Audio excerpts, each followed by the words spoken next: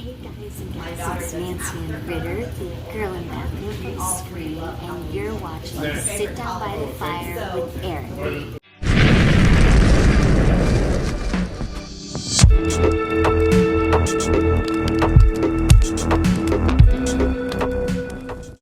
All righty.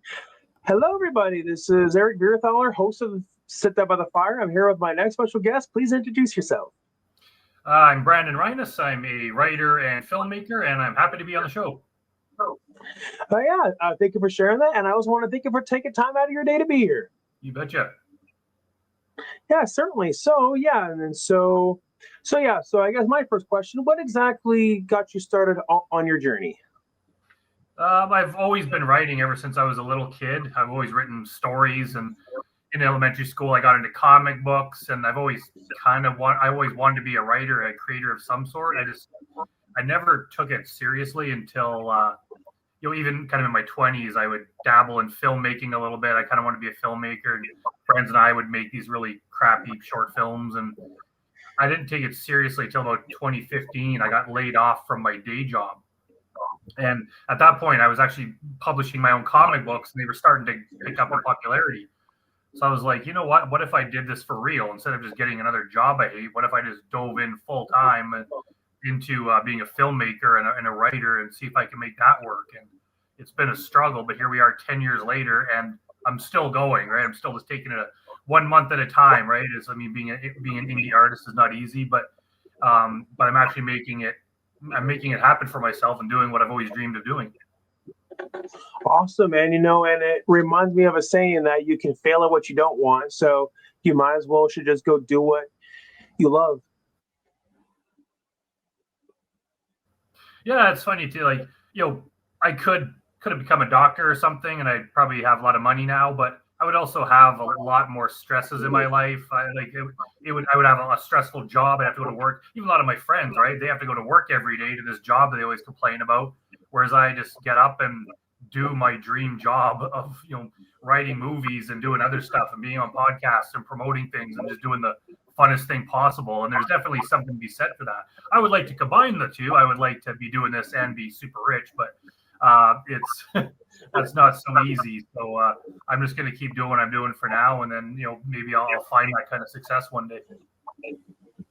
Yeah, exactly. Just gotta take it one step at a time. Heck, and I mean, even the most successful people of all time, even they will tell you that that all of this success that they achieved, it did not, that it certainly did not happen overnight.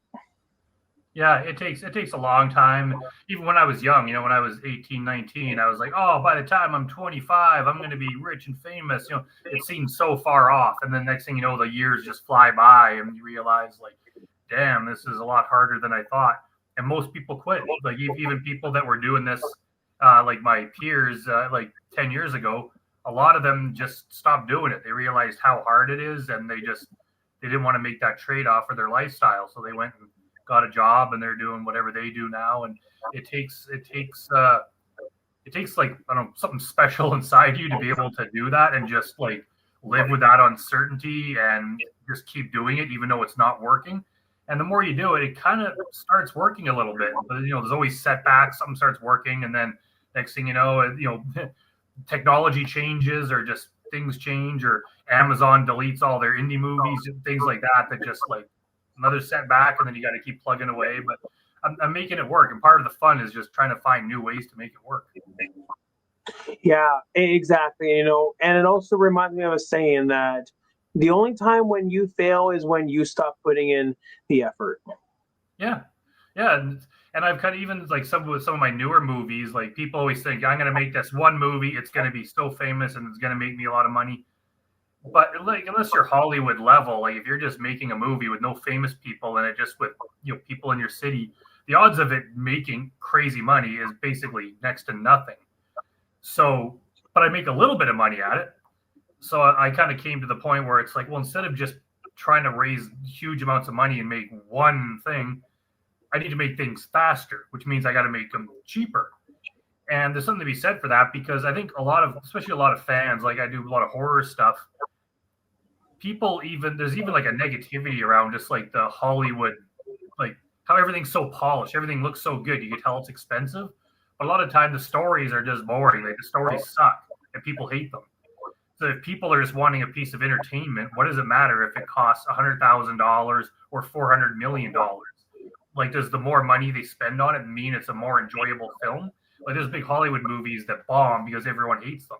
It happens a lot. Like, there's a lot of negativity toward every new movie that comes out. It seems people hate them. So I was like, you know what? If I just start making these like cheaper movies that are just super fun, and it seems to be working. Like we just today, I'm Haunted 4 and I'm Haunted 5, the fourth and fifth part of my found footage horror series released, and everyone's just raving about how fun they are to watch and everything. And we made them for like a few $1,000s. And so I'm like, you know what? Maybe that's the way to go. Is like I'm just gonna make really fun, cool things that people love, and I'll do it a lot. And maybe I'll find my success that way rather than spending 7 years trying to raise a few $1,000,000 to make one movie that people may or may not like anyway. Yeah. And I mean, as I know from experience, trying to get a budget for your movie in the first place, I mean, it's hard, but I mean, there certainly are ways you can find investors. You can to take advantage of film grants and so on and so forth, and or just see if any studio is interested in funding it. Other than that, it is hard. Yeah, and we're doing everything too. Like we apply for grants. Like I'm up here in Canada. I don't know how different it is in the U.S., but we spent last year applying for like every grant possible for a movie. Got rejected by every single one, and it's disheartening because now it's like, man, now we got to wait a whole another year. But that's just to apply again. That means that it's going to be like at least 2 years before we can make it, and you kind of just start to like, it's just like, oh man, it's never going to work, and you want to give up. And it's like, yeah, we could find investors, but all of a sudden I owe people money, and that's hard. At least with crowdfunding, you kind of give someone a perk, so you don't owe them large amounts of money. So as soon as we took on investors, it's like, man, I feel bad now just having to come up with money to pay for the basic things. Like I would hate to have to. It's like, oh shit, I owe some businessman a friggin' $1 million. Now he's coming after me, for like that kind of stress. But it's like, I'm not going to lie to people. And I know a lot of filmmakers, they'll be like, oh yeah, this is going to make a ton of money. They kind of, I wouldn't say outright lie, but they over exaggerate their chances. I've even seen other people promoting found footage movies, and they're like, look at the examples of the Blair Witch and Paranormal Activity. Like they were made for like, dirt cheap and made millions. And it's like, yeah, but those are two examples out of like thousands of found footage movies. And those ones were like 20, 30 years ago. So like, you can't really tell someone that your movie's a guaranteed success. And I just like, I flat out will not lie to people. The way I like to make, the way I've been making some of the most recent ones is I make them so that we're basically broke even by the time they're released. And I don't owe anyone any money. So even if the money starts trickling in with, 10, 20, 100, $500,000 a month kind of thing, it's like, at least that money's not going out the window to pay anyone. That can go into, me like paying for my expenses, but also into the next movie. And then the more movies we make, it kind of adds into that. Yep, and that's exactly why there's that current trend now going on in the industry. As to where that there's all these indie filmmakers like who are taking advantage of public domain properties such as Mickey Mouse and Winnie the Pooh and so on and so forth, and then turning them into horror movies. And I mean, the original Winnie the Pooh horror movie cost only like 50 grand to make it, and then its budget did get amped up to $100,000. But I mean, regardless, though, knowing that it had that low of a budget and then it made $7 million at the box office, and I mean, and then afterwards, a lot of other indie filmmakers, and then saw what it was that what was it they were doing, and how much money that it was making, and then that's why all these other people were doing it, is because they then says, hey, it's a known property that people already know, but I don't have to pay the rights for it, which then saves us money. Yeah, exactly. It's always hard when you make a movie, even like with my series Grotesque, it's Grotesque and Grotesque 2. We have a killer female killer with a mask and a polka dot dress. And it's hard. Like I do have a cult following. Like the movies are doing well. A lot of people know Mildred Moyer is her name, but it's still like compared to Freddy or Jason or any of those, like it's not even close. So it's always hard to sell someone. Like obviously a new Halloween movie has that built-in audience. Everyone's like, oh, Michael Myers again. They're going to go to that. A new Grotesque comes out. Most people don't even know who that is. So it's hard to get them to give them a chance. Once they do, and if they like it, it's easier to get them to come back.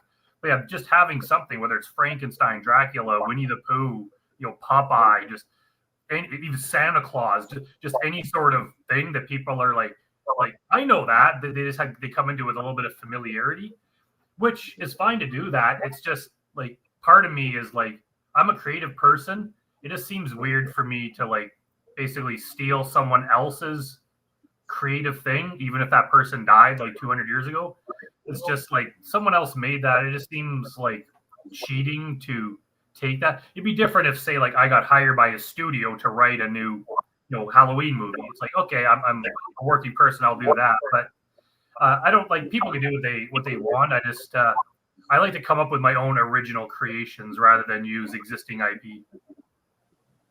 Yeah, and and a lot of people often will complain about how there's no original ideas in the industry. I'm like, well, I do understand where they're coming from about being tired of seeing the same thing over and over again. But the thing is, it's a lot more nuanced. There are original ideas. Just the catch is people vote with their wallets. Yeah, it's hard. It's one of those it is a catch-22, and it's like people might even prefer to watch the indie stuff, like the smaller movies, but they have less of a budget, so it's hard to get it in front of your eyes. Whereas a Marvel movie, they'll spend like $100 million just advertising it, so people knows that exists. And then some other movie will come out, and people will be like, "Wow, how come I've never heard of this movie?" It's like, well, it came out in 2016. Like, it was kind of popular, but it just wasn't a popular on their level of a new Indiana Jones movie. Just anything that already exists. So yeah, people complain that they're just remaking everything. Well, it's like they kind of have to, but I have the feeling if the studios did make original things and put the same amount of marketing effort into it, they could create new things. It's just safer to keep redoing old things until you just drive them into the ground. It's like you see this argument in like every discussion about film online, and like I don't know how to solve the problem. Because it's like, well, if they stopped doing the popular IP and they only did small indie movies, like the studios, they would just make a lot less money. But if they only keep doing the Marvel movies and stuff, they start to get stale too, and people start losing interest in them. So it's kind of like no matter what you do, it just seems like we're at a point now where so much stuff sucks. Like it just and I think the movies that come out like these Sinners or Weapons, the cool horror movies, they all seem to not be the big IP ones, and they do fairly well. Even like Skinamarink, even weird movies like that tend to do pretty well and get a lot of attention.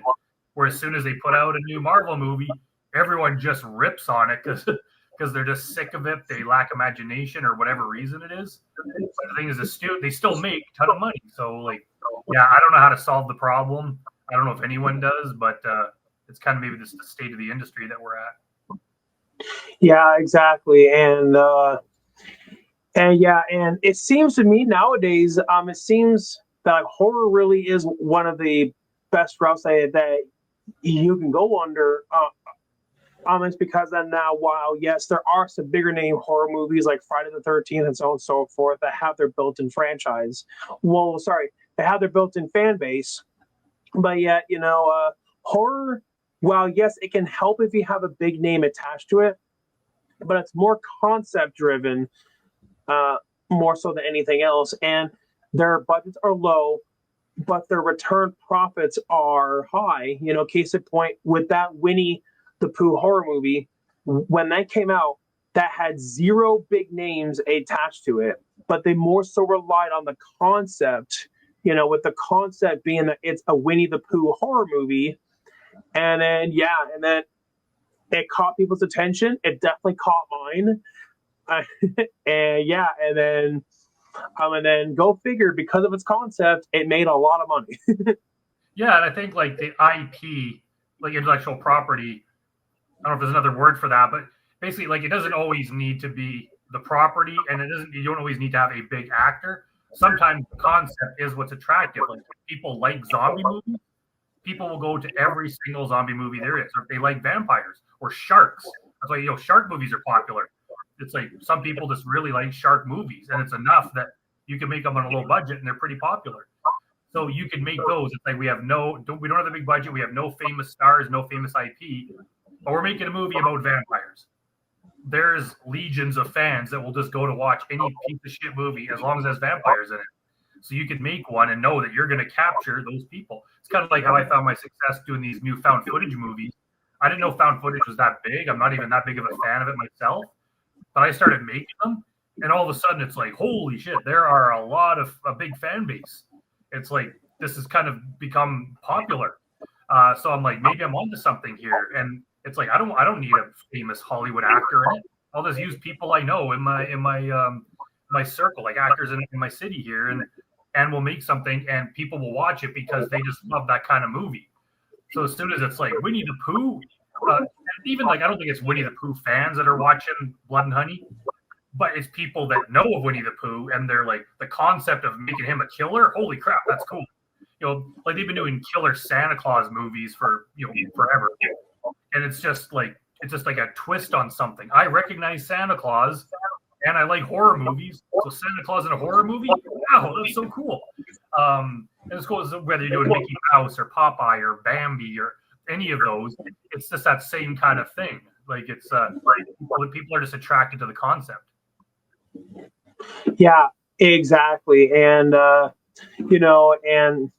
and people like to see new things, and it's like saying that you're going to eat the same thing for breakfast, lunch, and dinner every day. Eventually it's going to get tiring, which I do understand why Marvel pumped out so many superhero movies. And I do understand why that other people pumped out a lot of superhero movies too, is because that's where the big bucks were at. But I do understand why that the general public eventually got tired of it. And then 2023 came along. While you did have some superhero movies that were hits, such as Guardians 3 and also Spider-Man Across the Spider-Verse, but a lot of superhero movies bombed, like Ant-Man and the Wasp bombed, and a few other ones too. And I mean, even though it may not really be a superhero movie, but Indiana Jones and the Dial of Destiny, a lot of people who I know down in LA, they've said that, yeah, that's a movie that we didn't think was going to bomb, but it did. And yeah, and I mean, that is a shock, like that Indiana Jones bombed at the box office, because it's a big name property. It has a big name actor. Well, had big name actors, and and it had a big budget. But people have pointed out that maybe that's one of the reasons why that it bombed. It's because its budget was so high. Maybe that they could have cut down on it, like such as de-aging Harrison Ford and so on and so forth. And yeah, and so what I think filmmakers should do now is that they definitely should employ the strategy of the blue ocean, which what I learned in business, it's where you lower the cost of your product, but then when you do so, your return profits are higher. That's actually what ironically, going back to Marvel, when they made Iron Man, Robert Downey Jr. was not their first choice. Their first choice originally was Tom Cruise. And I do get why they wanted Tom Cruise. It's because he's a big name actor, but everybody is in agreement, and I have the feeling that you probably will too, that Robert Downey Jr. was the better choice. Oh, yeah, absolutely. Yeah, exactly. And a lot of people will say that definitely did help to contribute as to why Iron Man became what it is now. Yeah, absolutely. And I think part of the obviously studios and every filmmaker, you need to turn a profit. We want to do this for a living. We need to make money. It's an unfortunate side that all art has some business to it. I wish it didn't. I wish I could just make whatever I wanted, but that's not reality.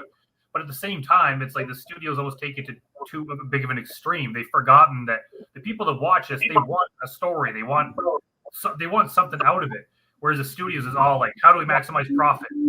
And instead of just like, we're going to make this movie the best we can, it's almost like they're just trying to guess, like, which actor could we have in there? Could we switch this actor? And they're basing it on all the wrong things, right? We measure all these different metrics of how we can make this, how it appeal to the biggest possible audience.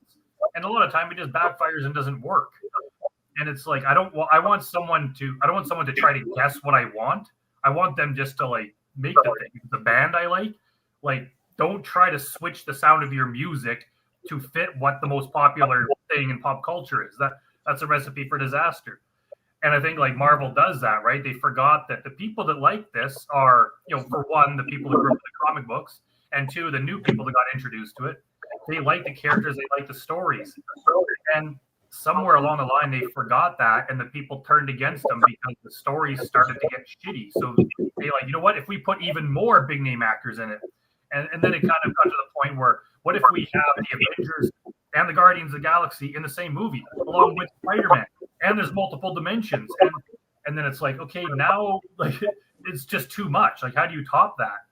So yeah, I agree. Like, I think people go to see like a very simple Spider-Man story that was Spider-Man with one villain and maybe one love interest and a very small cast. People would still go to see that. You don't need to just make it bigger and bigger and trying to like figure out what the audience wants. Like, you kind of know what the audience wants already.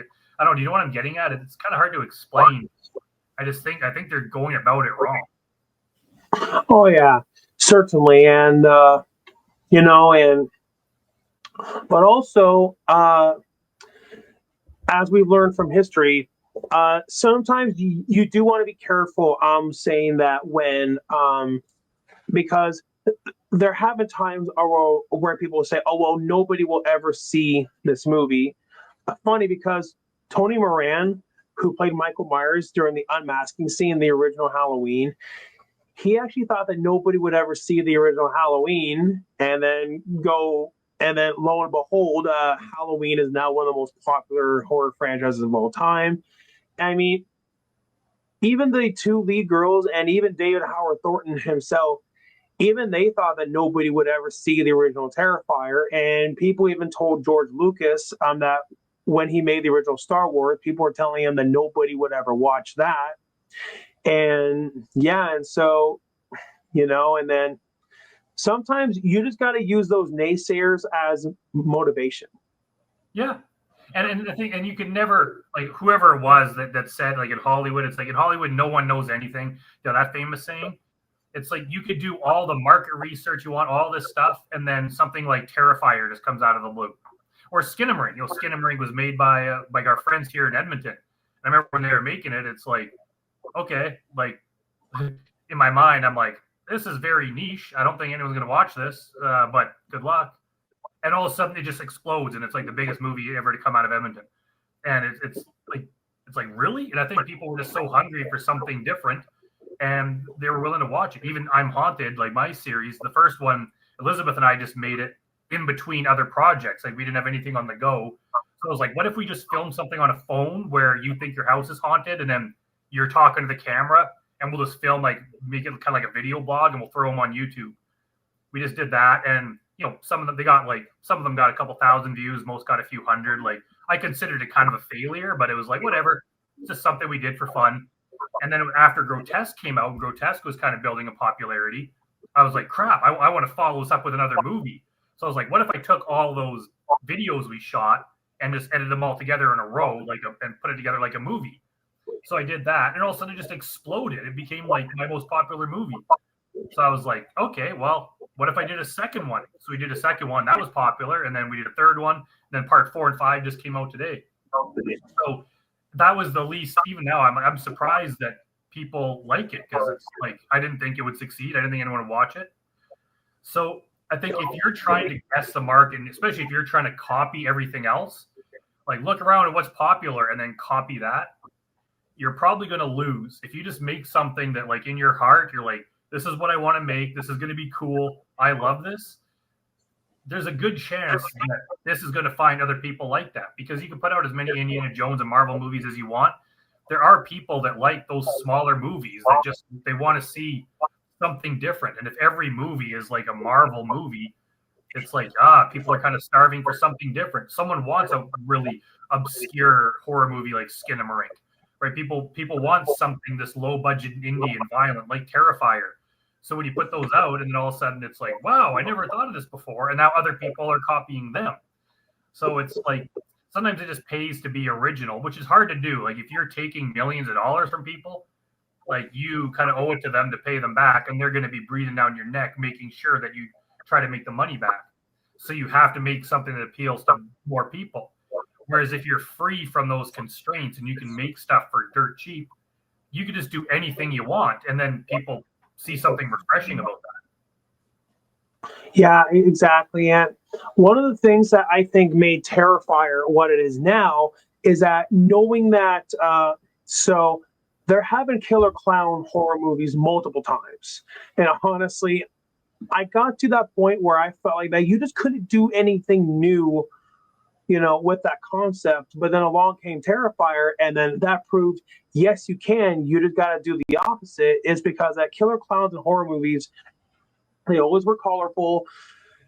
They always would talk, but when the clown came along, knowing that he's not colorful, knowing that he doesn't talk, it was something interesting with that concept.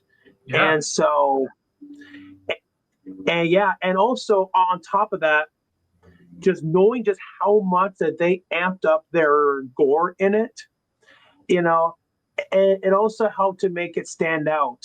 It helped to make it stand out like from all of the other competitors. Absolutely. Yeah, it's one of those things where there's always going to be something new, or some new way to put a spin on something, even if it has to like go away for a while, like disappear for 10 years before it comes back. But remember, even in like the early 80s, people were like, zombie movies are dead. Like there's too many zombie movies. It's all played out. And then, early 2000s, before The Walking Dead came out, I remember when the comic book was out, I remember hearing people say like zombie movies are like zombie things are dead, right? It's just like it's been done to death. Then The Walking Dead came out, and it was bigger than like any of them. It was huge, lasted for like a decade. And now people are like, yeah, zombie movies are dead. It's like, yeah, but you've been saying this for 40 years now. So obviously it has never been true. So it could be like, yeah, there's a lot of zombie stuff. Maybe people kind of get sick of it, even with a superhero thing. Maybe it just needs to like go away for a while, just like 5 or 10 years without it, till people start to miss it, till there's different people making it with a different spin on it. Because if you're still like in the same, like right now, they're just cranking them out, and it's like there's another Avengers movie coming out, and it's like, did anyone even like the last one? It's like it kind of needs to go away and then come back in some kind of different form or something. But there's always a new way to put a spin on it. Like haunted house movies, like they've been around forever, but they're still popular. You can say like, yeah, they've been done to death. There's nothing new to do, which is true until someone does something new, and then it's like, oh, and then it keeps going. Yeah, exactly. And so a big lesson from Terrifier, as long as you do the opposite of what's been done, like with that concept, yeah, that it definitely can engage it. That it definitely can get your audience to then engage about it. Yeah, I love breaking those rules. Like it's funny, even the classic screenwriting rule of show don't tell, which is funny because in I'm Haunted, majority of the movie is her just describing things that happen. Like most of the movies is her face. Guess what just happened to me? I was in the other room and the door slammed and all this stuff. And even just it was like last week or something, someone commented on YouTube. They're like, I love how she's describing stuff instead of just seeing everything happen. And it's like that is the exact opposite of like one of the most foundational rules of screenwriting. But someone just saw the fact that this is different. And it's like, yeah, just it being different, even if it's wrong, it just doing something differently, doing it the opposite of what you'd expect, you're going to find an audience just with that. Exactly. And also, and even before Terrifier, if you go back to the original A Nightmare on Elm Street, and I mean, there already was Friday the 13th, there already was Halloween, and there was Texas Chainsaw Massacre. And then, people even at that time were saying, oh, slashers at this point, like, have already been done, to death. You can't do anything new. But then along came A Nightmare on Elm Street. And then Freddy came along, while all of these slashers at that time all wore a mask. While when Freddy came along, Freddy didn't wear a mask. It was all makeup. And Michael Myers, Jason, and all those guys, none of them talked, but yet Freddy did, and Freddy had a personality. And so, yet again, history repeats itself. They did the opposite. Yeah. Yeah, and even it's like, the slasher movies are dead around the mid 80s. The Nightmare on Elm Street comes out and it kind of revitalizes it for the next 5 or so years. And then it's like, okay, now slashers are dead. Until Scream comes along in the 90s and then revitalizes it again. And they're still making Scream movies now, and it's 30 years later? So it's, you just have to, just do the opposite. Because, even, I'm sure someone could do it with superhero movies. Like, there are, I even have my comic book series, Misfits, that kind of just takes an opposite view of superheroes. Like, even people pointed out that that's been done to death, like with Watchmen and stuff, where it's kind of like a deconstruction of like the superhero world or whatever. But even some of those are popular. So maybe it's just a matter of like, you don't even have to be original. You just have to find out what's popular. Because as soon as something's popular, everyone kind of does it in the same way. It all starts to be the same. So if you're like, hey, I see an opportunity here to make it the opposite, and then do that, then that will become the new thing. Yeah, exactly. Yeah. So pretty much, a valuable lesson, never say that anything is dead. It's because that, right now it seems like people have lost interest in zombies, but give it a few years and we probably will see a revival of it. Yeah, it'll be in some different form. I kind of like, it seems like zombies started as like simpler. It was just, people in a farmhouse with, a couple dozen zombies, and all of a sudden it became the entire world is zombies and they could run fast. And it was like, okay, maybe that's too much. I would just like to go back to more simpler, slow walking zombies, just something like that, just something to change it back to something different. Yeah, exactly. And so yeah, and and that reminds me of something. I actually wrote a script for a zombie movie, and and then when I was writing my script, I was trying to come up with a concept. It's because zombie movies have been done so many times, where I definitely had a hard time trying to come up with something new. Then one day I got bored, and I also am like a big Beavis and Butthead fan, so then I popped in that, and then that's when the idea popped into my head. I was like, wait a minute, what if I due to copyright, I can't have it be Beavis and Butthead, but what if I had it Beavis and Butthead like characters going against zombies? It's just, that is such a cool idea, is because that hasn't been done. Yeah, exactly. So yeah, and and I definitely feel pretty proud because everyone who's read the script, that they all thought it was hilarious. And one person comments saying, "Eric, you have successfully made characters even dumber than Beavis and Butthead." Like, nice. Why, thank you. That's quite the achievement. Do you see it being animated or live action? I thought, I thought about doing it in live action. Yeah, it's probably the better way. Yeah, probably. It would be a lot more affordable because, and I also know from experience, doing animation is really hard. And I mean, it's not as easy as you may think it is, because trying to make your character move in a fluent way, trying to make them talk in a fluent way, especially trying to get the character's mouth to match perfectly with the actor's voice. I know from experience it's a nightmare, especially back when Disney used to do 2D animation. Doing it that way was even harder.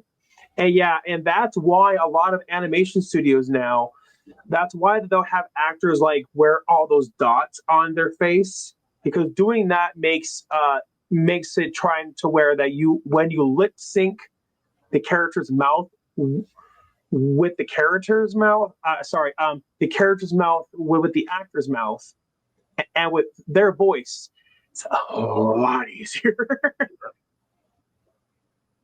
Yeah, I've tried to, obviously I try to dabble in animation because, I'm a comic book fan and stuff, but yeah, I have a character called Stoner Kid. I had a couple of animated episodes made, but I just had some guy that he used some kind of like video game designer software, and then he just took the artwork, he did whatever he did, and it's very rudimentary. It's kind of like early South Park or something.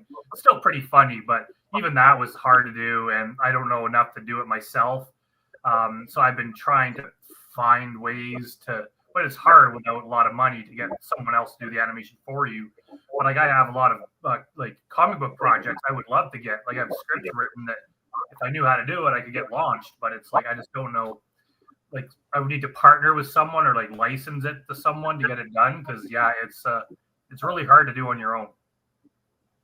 Exactly, yeah, and so you definitely got to give all those people props for all of that hard work that they